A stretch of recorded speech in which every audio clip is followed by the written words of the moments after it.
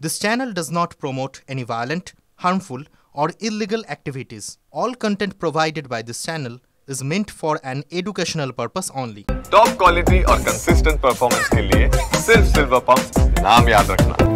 দুই রাষ্ট্রপ্রধানই পরস্পরকে বন্ধু বলে সম্বোধন করেন। ডোনাল্ড ট্রাম্প আমেরিকার প্রেসিডেন্ট পদে দ্বিতীয়বার শপথ নেওয়ার পর তাকে অভিনন্দন জানিয়েছিলেন প্রধানমন্ত্রী নরেন্দ্র মোদী। ফেব্রুয়ারির মাঝামাঝি আমেরিকা সফরে গিয়ে ট্রাম্পের সঙ্গে কয়েক ঘণ্টা বৈঠক করেছিলেন মোদী।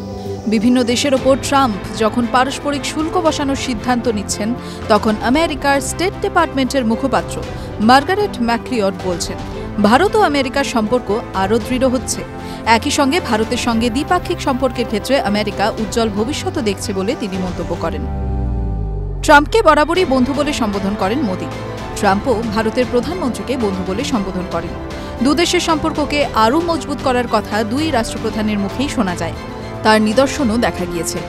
সন্ত্রাসবাদ দমনে লড়াই, বাণিজ্যের আদান প্রদান বাড়ানো নিয়ে দুই রাষ্ট্রপ্রধানের মধ্যে আলোচনা হয়েছে। সন্ত্রাসবাদের বিরুদ্ধে দুই দেশ যে একসঙ্গে লড়ছে তার বড় নিদর্শন 26/11 হামলায় অন্যতম অভিযুক্ত তাহাউর রানাকে ভারতে প্রত্যর্পণ নিয়ে আমেরিকার সিদ্ধান্ত। আমেরিকার স্টেট ডিপার্টমেন্টের মুখপাত্র জানিয়েছেন, যৌথ স্বার্থেই প্রযুক্তি, বাণিজ্য ও নিরাপত্তায় দুই দেশই সহযোগিতার হাত আরও বাড়িয়েছে। দুই দেশের সহযোগিতা আরও বাড়বে বলে আশাবাদী মার্গারেট। তিনি বলেন, প্রধানমন্ত্রী মোদীকে একজন বন্ধু হিসেবে দেখেন প্রেসিডেন্ট ট্রাম্প। দু দেশের যৌথ স্বার্থ রয়েছে।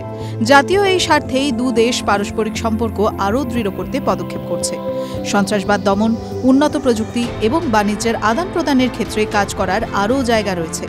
দু দেশের সম্পর্কের ভবিষ্যৎ খুবই উজ্জ্বল। সন্ত্রাসবাদ দমনে একসঙ্গে লড়াই। 2008 সালের মুম্বাই হামলার অন্যতম অভিযুক্ত তাহাউর রানা, তাকে আমেরিকা থেকে ভারতে ফেরাতে অনেকদিন থেকেই উদ্যোগী হয়েছে ভারত। ট্রাম্প দ্বিতীয়বার মসনদে আসার পর রানাকে ভারতে প্রত্যর্পণে উদ্যোগী হন। মার্গারেট বলেন, সন্ত্রাসবাদ দমনে দুই দেশ যে একসঙ্গে লড়ছে তার প্রমাণ রানার প্রত্যর্পণ। ভারতের সঙ্গে দ্বিপাক্ষিক বাণিজ্য বাড়াতেও উদ্যোগী হয়েছে আমেরিকা। দ্বিতীয়বার মসনদে বসার পর সব দেশের ওপর পারস্পরিক শুল্ক বসানোর সিদ্ধান্ত নেন ট্রাম্প। তার মধ্যে ভারতও রয়েছে, কিন্তু চীন ছাড়া বাকি সব দেশের ওপর এই পারস্পরিক শুল্ক নিয়ে সিদ্ধান্ত 90 দিনের জন্য স্থগিত রেখেছেন তিনি। বিশেষজ্ঞরা বলছেন, এই 90 দিনের মধ্যে আলোচনার মাধ্যমে এই নিয়ে একটা সুষ্ঠু সমাধান করার সুযোগ দু দেশের কাছেই রয়েছে। আর তাহলে দু দেশের সম্পর্ক আরও এক ধাপ এগিয়ে যাবে। TV9 Bangla digital.